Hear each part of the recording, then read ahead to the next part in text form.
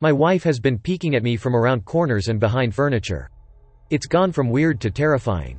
My wife, Lynn, and I have been together for 6 years and married for 11 months. Our entire history together has been very normal and never once have I noticed any weird behaviors or red flags. I can't stress enough how out of character this whole thing is for her. Lynn is very kind, intelligent and thoughtful. She's always been the no-nonsense type of person. Being childish, or trying to scare me is not something she'd normally do. She doesn't even like watching horror movies. When we first started dating she agreed to watch The Shining with me because she knew how much I loved horror. She was so scared that she didn't even make it through half of the movie before we had to turn it off. She isn't into anything creepy, and has never been into pranks. It's just not her cup of tea. And that's fine. But that's what was so strange about this. It's just so unlike her. I should also add that she never had any mental health issues, and as far as I'm aware it doesn't run in her family. I know some people are able to hide their mental health problems, but in the 6 years we've been together I think I'd have seen some sort of sign. 2 months ago, I was in the kitchen making myself some coffee before work. I was running a bit late that morning and knew I wouldn't be able to make it to Dunkin' Donuts for my usual morning fix. I took a sip of my coffee as I hurried down the hall towards the front door, when I happened to notice Lynn peeking at me from around the corner ahead of me. I could only see her eyes, and a strand of her long dark hair hanging against the wall. The rest of her body was concealed behind the corner. I nearly spilled my coffee when I saw her. I did burn the crap out of my lips. "Geez, Lynn," I said, wiping a few drops of coffee from my pants. "You scared the crap out of me." She immediately popped out of view like a little kid that had been caught. I heard her scurry off towards the living room, and by the time I got to the front door she was out of sight. It was really weird, and just totally out of character for her like I said, but I also found it kind of funny that she was being more playful and a little less serious. I shouted that I loved her, and called her a weirdo. As I shut the door behind me I heard her laughing. Her behavior was a bit odd, but it certainly wasn't something to call a priest over. I forgot about it by lunch, and by the time I got home she was her normal self. I didn't bring it up, and neither did she, and life went on. The next incident happened 3 days later. It was around 2 a.m. and I had woken up to get a drink. I was standing at the kitchen island, jug of OJ in hand, when I felt a strong feeling that I was being watched. For whatever reason I looked down at the floor and saw my wife's smiling face staring back. She was peeking at me from the other side of the island, staring up at me with wide unblinking eyes and grinning. Grinning like the Cheshire Cat. I screamed, I'll admit it. Not out of irritation but fear. For some reason at that moment I was scared. At the sound of my scream Lynn scuttled backwards out of my view, her hands and feet smacking the tile floor as she hurried out of the kitchen on all fours. I didn't run after her, or even yell after her. I just stood there frozen in shock, wondering what frick had possessed her to do that. It took me a little longer than I'd like to admit to go back upstairs, but I eventually did. When I got to our bedroom, Lynn was lying on her side, asleep. Or at least pretending to be. I stood there for a while, watching her breathing to be sure she really was asleep. I had the feeling she might jump out at me the moment I got into bed. But she didn't. I climbed into bed and she didn't even move. Her breathing was soft and deep and I was starting to wonder if I'd dreamt the whole thing. The next morning I waited for her to come down for coffee, and after handing her a mug and kissing her cheek I decided to ask her about it. "What was that about last night?" I asked, keeping my tone light so I didn't offend or embarrass her. She frowned over her cup of coffee, shaking her head like she had no clue what I was referring to. "You were peeking at me again. From over there," I said, pointing to the spot on the floor by the kitchen island. She followed my gaze, and when she looked back at me she burst out laughing. She laughed so hard that I couldn't help but join her. "You creep me the frick out sometimes, you know that?" I said. She giggled and set her cup on the counter and wrapped her arms around my neck. "You creep me out all the time. So I guess we're even," she teased. We said our goodbyes and left for work. As I drove I kept thinking about how creepy it had been seeing her grinning at me from behind the island like that. The sounds her hands made on the floor as she crawled away. I told myself she was just trying to be silly. Just trying to join me in my love of all things horror. It's not like I was afraid of her. But it still didn't sit right with me. I started seeing her peeking at me more and more. Sometimes she'd be peeking out from behind the couch or living room curtains. Once she even managed to get inside her grandmother's old trunk that sits at the foot of our bed. I might not have even known she was there at all had the trunk's old hinges not given her away. She'd had the lid propped up just enough so that only half of her face peeked through. She'd been grinning like an excited toddler. It was unnerving. I didn't even know what to say to her. All I could do was stare. When I finally found my voice, I asked her why on earth was she doing this. She didn't answer, but she had slowly closed the lid, shutting herself inside the trunk. I just walked away, feeling disturbed. I didn't understand why she was doing it, but it clearly made her happy. I just hoped she would tire of the game quickly. Lynn didn't peek at me for the next 2 weeks. I started to think she was done with her weird prank and I was relieved. We were watching a show on Netflix one night and I jokingly said that I hadn't seen her peeking at me lately, and that she must have given up on her spy game. She looked up at me with a small smile and said, "Maybe I've just gotten better at it." I didn't say anything, but I wondered whether or not she was joking. For the next few days I couldn't stop thinking about what she'd said. Was she still peeking at me when I wasn't looking and I just hadn't noticed? And if so, what the hell was she getting out of this? I started to feel paranoid, constantly checking whether she was watching from around the corner or behind a door. I was jumpy whenever I was home and she wasn't in full view of me. I felt stupid and a little crazy. But after a few weeks without another incident, I began to relax. I stopped checking behind furniture and walls and told myself it was just a bad memory. Then a few days ago things got so much worse. Lynn left to go to a friend's, and I lounged on the couch and played a couple games on my laptop. Around 9 p.m. I hopped in the shower, and as I was washing the soap from my hair, I felt that awful feeling that I was being watched. I slowly opened my eyes and almost had a freaking heart attack. Lynn was peeking from behind the shower curtain, her entire head stretched into the shower, leaving just her body outside. Her long dark hair hung against the curtain, the ends dripping with water. Her mouth hung open in a terrible grin, eyes wide and red, as if she hadn't blinked in a while. I screamed and jumped back against the wall. She didn't move, nor did her smile waver. Her makeup ran down her cheeks in 2 black streaks. She looked giddy and completely deranged. I was freaking terrified. We stood like that for a few moments, neither of us saying a word. Finally, after what felt like forever, she slowly pulled her head back out of the shower, and I watched her blurry figure through the curtain as she moved backwards towards the bathroom door. A second later the bathroom door slammed shut, hard enough to rattle the mirror. I screamed again, and jumped out of the shower to lock the door. I stayed inside the bathroom for over an hour. Maybe I overreacted to some of you. But joke or not, I wasn't going to put up with the crazy crap anymore. That's what I kept telling myself as I paced in my bathroom, stopping to listen at the door every few minutes. Suddenly I heard a muffled sound, and I pressed my ear against the bathroom door, straining to listen. I couldn't hear anything, but I envisioned Lynn standing on the other side of the door, giggling at her joke. I felt a surge of anger. I was beyond pissed at being made to feel scared in my own house, and made to hide in the bathroom for an hour. All for what? Some joke? If it was a joke, it was an awful one. What the frick, Lynn? I snapped. This crap is getting really freaking annoying. I waited for her to apologize, or to call me a jerk. But instead I heard a faint moan, so quiet I wondered if I heard it at all, and then complete silence. "Lynn?" I called out, not able to even hide the shakiness in my voice. I got no response, just my own heavy breathing. "I swear to God, just freaking stop it," I yelled, pounding my fist on the door. I waited for her to cuss me out, something I would expect from me talking to her like that. I never screamed at her before. But there was nothing, just the occasional drip from the shower head. I won't deny that I was scared. Too afraid to open the damn door and face my own wife. I waited another 30 minutes or so, which feels like a freaking lifetime when you're scared. Finally I decided I wasn't going to spend the night hiding in my bathroom, so I got down on my knees and peered under the door. I almost expected to see her face peeking back at me, but thankfully I didn't. I could see straight down the hallway to the top of the stairs, but no Lynn. I didn't know if I should be happy about that or not. I looked for a few minutes, waiting to see her head pop up over the top step, but it never came. I stood up, my hand hovering over the door, and mentally prepared myself to open it. I slowly turned the lock with shaky fingers, and was about to yank it open when I heard a sound that still makes me feel nauseous when I think about it. A moan, louder than before, but this time I was able to tell just where it was coming from.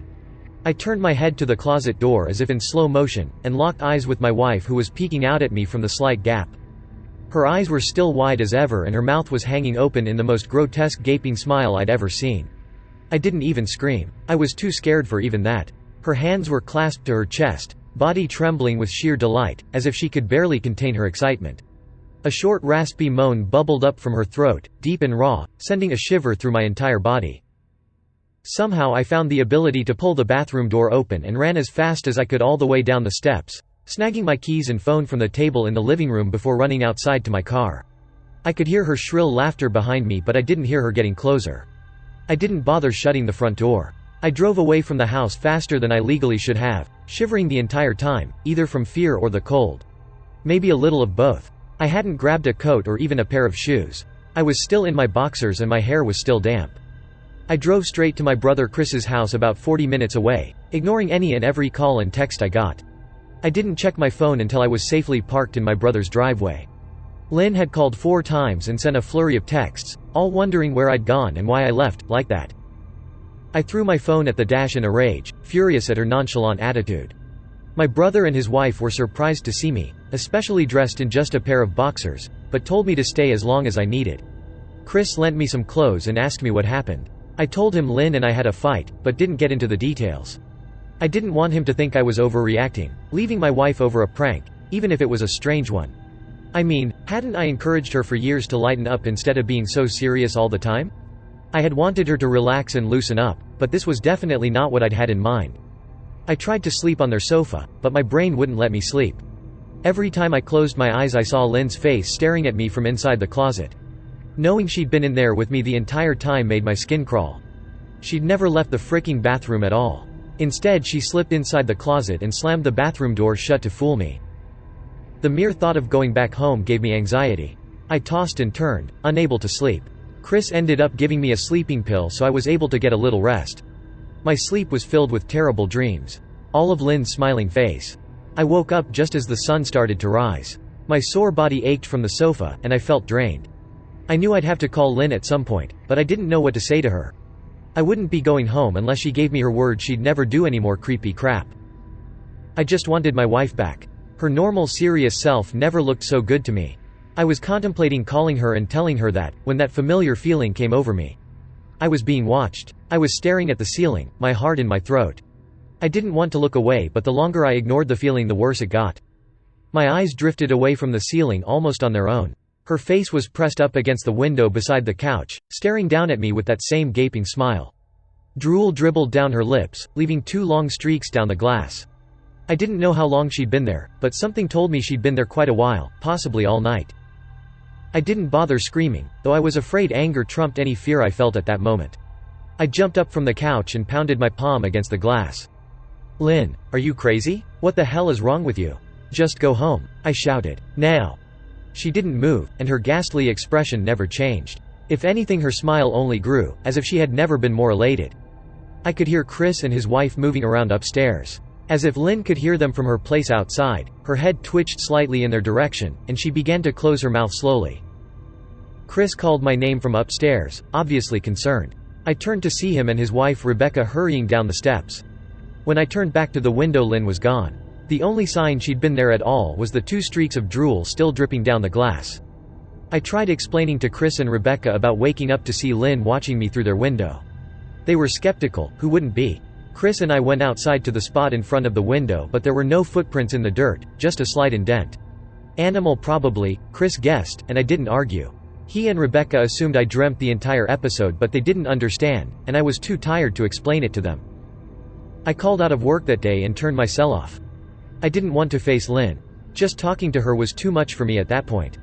I really started to believe something was irreversibly wrong with her. That no matter what promises she made, we'd never be the same again. The thought saddened me to my core. I cried most of the morning. By noon I figured I was ready to confront her. Give her one last chance to explain herself. I could at least give her that after 6 years, I told myself. I turned my phone on and saw the dozens of texts she'd sent, all from a seemingly concerned wife. "Can we talk? I love you. Please call me. I'm really worried. Can you answer? Just come home." And more of the same. All texts telling me she loved me, and she wanted me home. How worried she was. Not a damn one addressing the crazy crap she pulled. Like she hadn't been acting like a character from a Stephen King book. Even her texts were different. She normally texted novels just to tell me to pick up a loaf of bread. You'd think she'd have more to say to me after her bizarre shenanigans.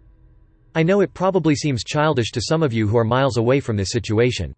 But if you saw the way Lynn had looked at me, how she scampered away on all 4s like some wild animal, grinning at me from inside the closet like a lunatic, then I think you'd find my reaction was warranted. I ended up staying with Chris and Rebecca for another night. I didn't wake up yesterday until afternoon, and thankfully I didn't see Lynn's face watching me through the window. I don't want to pry, because it's not my place. But is this fight something that can be mended? Rebecca asked. She'd made us both a sandwich for lunch, and I knew she wanted to breach the subject without seeming to be nosy. I don't know. She's like a different person. I said, choosing my words carefully. I still wasn't ready for her or Chris to know the full extent of the bat crap craziness I had been dealing with. People change, Ben. But she's still the same woman you married. Maybe you both just need to talk through your issues. Whatever's going on, I'm sure it can be fixed, she said, ever the peacemaker. I think it's beyond that now. I don't think talking would help. I just don't trust her, I said. The words stung in my heart. I missed and loved my wife. But how could I live with someone like that? Living in constant fear didn't sound too appealing.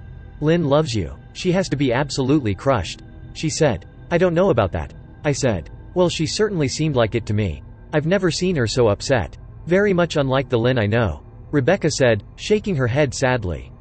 It took a full minute for her words to really sink in, and when they did, I felt dread worming its way through my skin.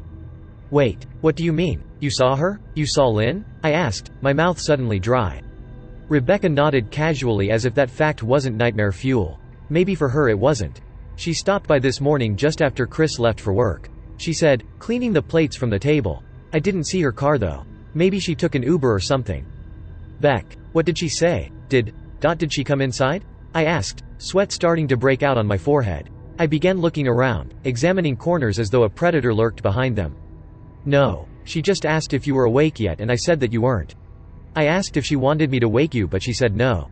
Just said to let you sleep, she said as she washed the dishes. That's all? She didn't say anything else? I asked. No. She looked awful though, like she hadn't slept in days. I think you should call her. I got up from the table and thanked Rebecca for lunch. I felt a little bit better at the knowledge that at least she hadn't come inside.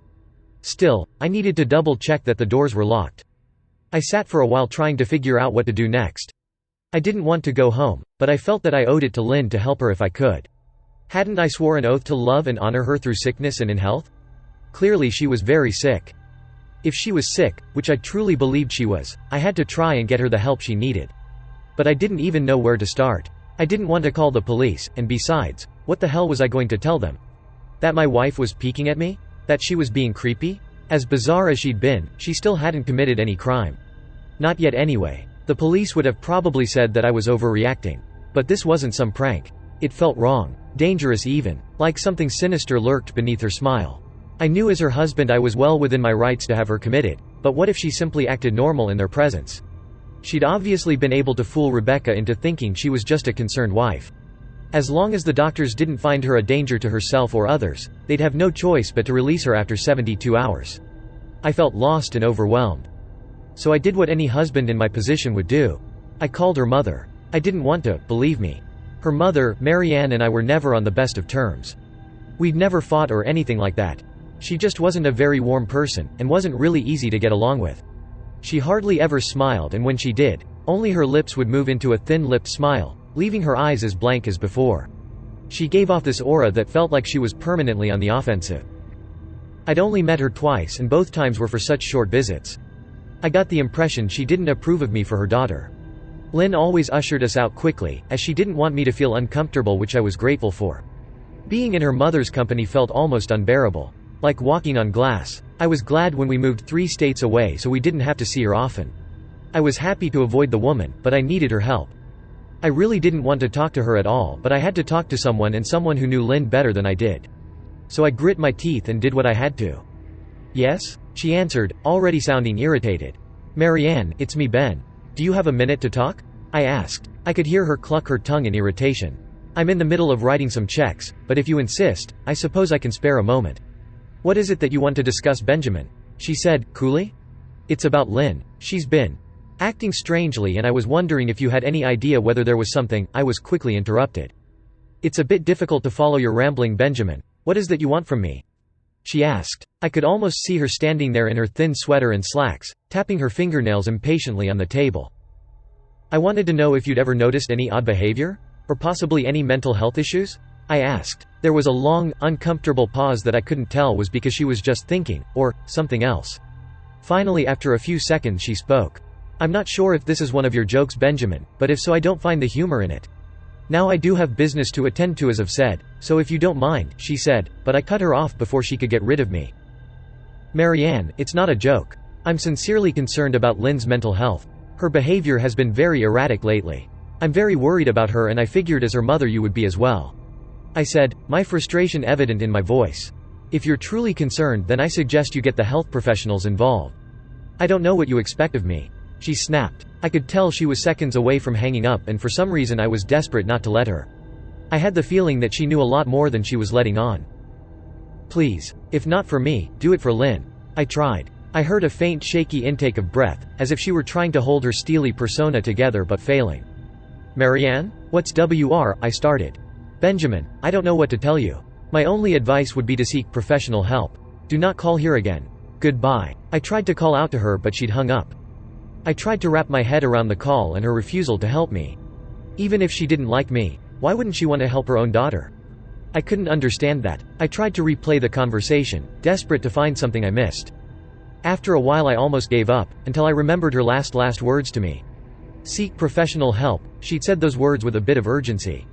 I could have just been grasping at straws, but no, I was sure her voice had changed ever so slightly when she'd said that. As if they were very important. What had she meant? I assumed she'd been referring to medical professionals, but maybe she was referring to someone else.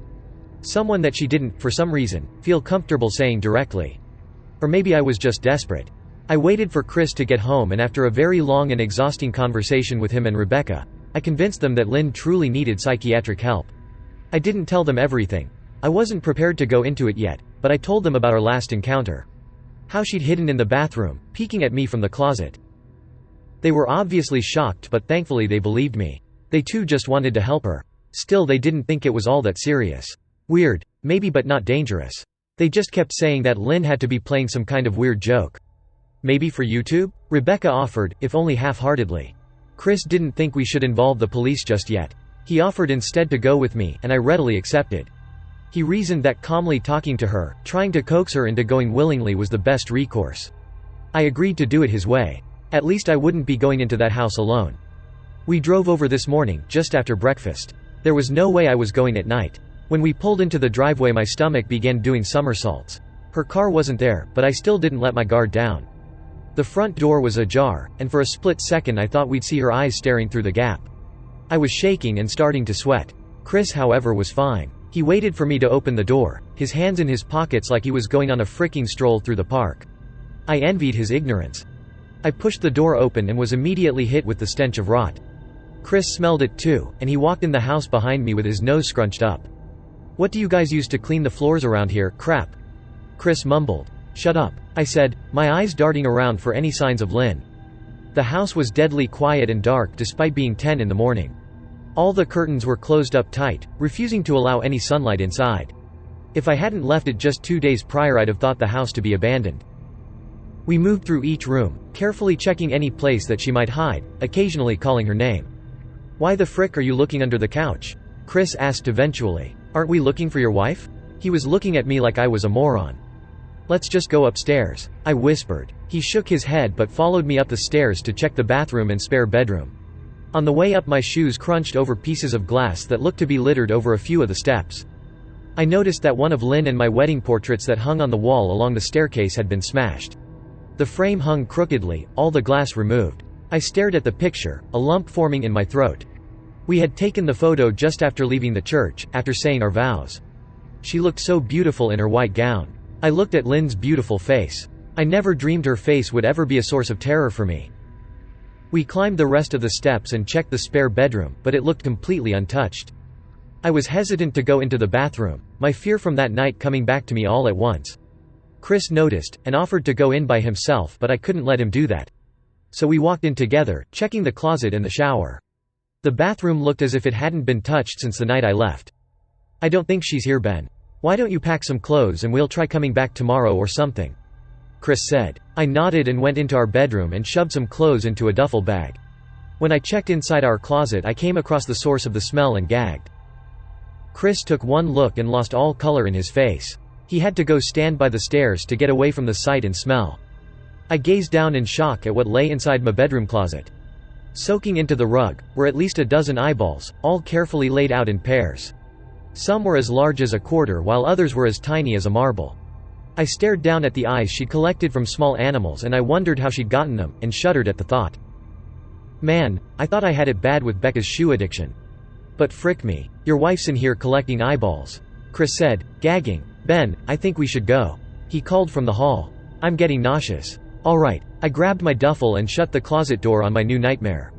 I stepped out into the hall and took a deep breath of air. I could taste the rot on my tongue and I couldn't help but gag. Who the frick lines up eyeballs in their closet like that? Chris mumbled. I tried to tell you she needed help. I said. She doesn't need help, Ben. She needs a fricking exorcist. He said. You coming or what? I can't stand the smell any. His words died in his throat, and his eyes grew wide with fear. I didn't ask him why. I could feel it. Someone was watching me and I didn't think it was the eyes in the closet. I turned around, my eyes slowly scanning the bedroom. Christ, I whispered, as I finally saw what we'd missed. Under the bed, curled on her side, watching us with the excitement of a kid on Christmas morning, was my wife. She held her hands together just under her chin, and they were shaking eagerly. Now that she knew she'd been found, I could hear the quiet noises she was making. A sort of hiccuping sound in her throat, as if the excitement was just too much for her. It was unnerving to say the least. Wide eyes, and that same huge smile. Everything in me told me to run, but I forced it away. This was my wife. No matter how twisted, she was still the woman I married. I had to help her. Lynn, I said softly. She didn't respond, but her head bobbed back and forth in two quick little movements as if she were nodding. Baby, I just want to help, okay? Can you let me do that? I asked. I had taken a single step forward, approaching her like some kind of dangerous animal. I love you, Lynn, I said softly, taking another step closer. She let a tiny moan escape her wide-open mouth and I had to resist the urge to run. Her shoulders were starting to quiver, and her eyes grew as large as saucers. I crouched down so I could see her better, and immediately saw the blood. Her hands were covered in it. They trembled more the closer I got, as if she was barely able to contain herself. Lynn, are you hurt? You're bleeding, I said. She bobbed her head again, her bloody fingers moving up and down as if playing an invisible piano. They occasionally grazed her chin, leaving smears of blood on her skin. I wanted to recoil in disgust. The smell that was coming off of her was revolting. I could feel the vomit trying to climb up my throat. Her lips were dry and stretched thin, blood seeping between the cracks. I knew she wouldn't come out on her own, but I didn't want to leave her in the state she was in. I scooted closer and reached out to her. The excited hiccuping sounds got louder and her hands shook, fingers flexing. It was then that I could see the blood oozing from in between her fingers. Oh my God, Lynn. You're bleeding, I said. Instinctively I reached out to take her hand, but before I could even touch her, her hand sprang out towards me. A sharp pain shot through my arm, and I fell back on my ass. My arm burned, and I could see the blood dripping down onto the carpet. I looked back at her in shock and saw her grinning madly, her fingers clutching a large shard of glass. You all right in there? Chris asked from behind me. I turned my head slightly, and nodded to him, cradling my arm to my chest. When I turned back to face Lynn, I saw that her focus had shifted. She wasn't looking at me anymore. And she wasn't smiling anymore either. She was staring past me, her eyes glaring at Chris the way a hungry lion might stare at an antelope. Her mouth was still hanging open, but it was twisted into a snarl. I got to my feet, and began walking backwards down the hall, afraid to take my eyes off her. Are you bleeding? Chris asked. The moment the words left his mouth, Lynn started fast scooting out from under the bed, the glass shard still in her fist. Chris, run. Go, I yelled. He must have been too afraid to move because a second later I felt my back bump into him. He was still standing at the top of the stairs, staring at the horror that was my wife. Lynn had crawled completely out from under the bed and stood in the bedroom doorway, her face twisted in rage. Her whole body was visibly tense. Blood ran down her fingers and onto the floor. Jesus, Lynn, Chris said, you up, playing hide and seek? I reached back and pushed him towards the steps. Move your ass, Chris, I said as quietly but firmly as I could.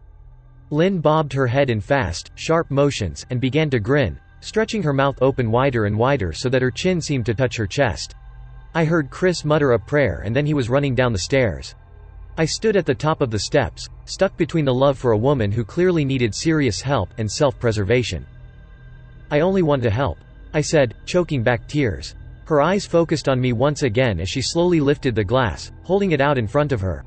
And then she started sprinting towards me, grinning with utter excitement. Thankfully my body took over and I flew down the stairs, skipping 2 or 3 at a time. I made it to the front door before I felt her leap onto my back, wrapping her arms around my neck, her open mouth next to my ear so that I could hear those terrible hiccuping sounds up close. I shook her off me, knocking her to the floor. I felt a searing pain in my back as she went, but I tore open the front door and bolted to my car. Chris was standing in the front yard, talking on the phone with the police. I didn't say a word, I just ran to my car and jumped in. Chris took the hint and followed me, still on the line with 911. I watched the rear view mirror, sure I'd see her there, running after us. But I never did. I went straight to the and got 11 stitches in my arm and 3 on my back. The police asked a lot of questions and went back to the house to do a search, but of course, Lynn wasn't there. They advised me to stay with a friend or relative for a while and to file a restraining order as soon as I could, but none of those things would matter. Somehow I just knew. I dropped Chris off at home, and went to a motel an hour away. I wanted to put as much distance between me and Lynn as I could. This is where I've been for the last 4 hours. I thought maybe the police would find her, maybe they'd get her the help she desperately needs. But now I don't think so. Because 40 minutes ago I got a text from an unknown number. Just 3 words. "I found you." And a picture attached. The picture was dark and grainy, but I instantly knew what it was. There was no mistaking my wife's eye. I started typing this out immediately after. I don't know what to do. I'm alone and scared, and I can't help but feel that I'm being watched.